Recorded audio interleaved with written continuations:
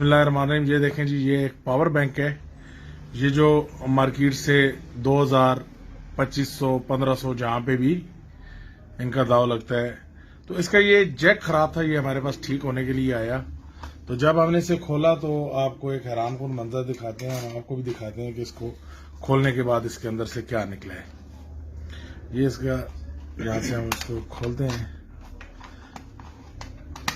ये देखें जी, ये जब इसको हमने खोला तो इसके अंदर नाजरीन एक बैटरी होती है, तो उस बैटरी के साथ एक अजीब फनकारी हुई हुई है।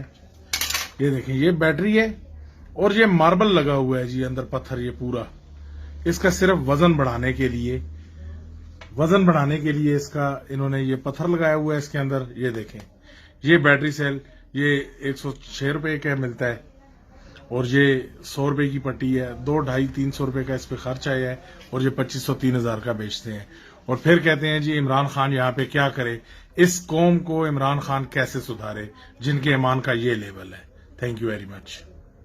बिस्मिल्लाहिर्रहमानिर्रहीम। ये देखें जी, ये एक पावर बैंक है। ये जो मार्केट से 2000, 2500, 1500 जहां पे भी इनका दाव लगता है, तो इसका ये जैक खराब था। ये हमारे पास ठीक होने के लिए आया, तो जब हमने इसे खोला तो आपको एक हैरान कुन मंजर दिखाते हैं। हम आपको भी दिखाते हैं कि इसको खोलने के बाद इसके अंदर से क्या निकला है। ये इसका, यहाँ से हम इसको खोलते हैं।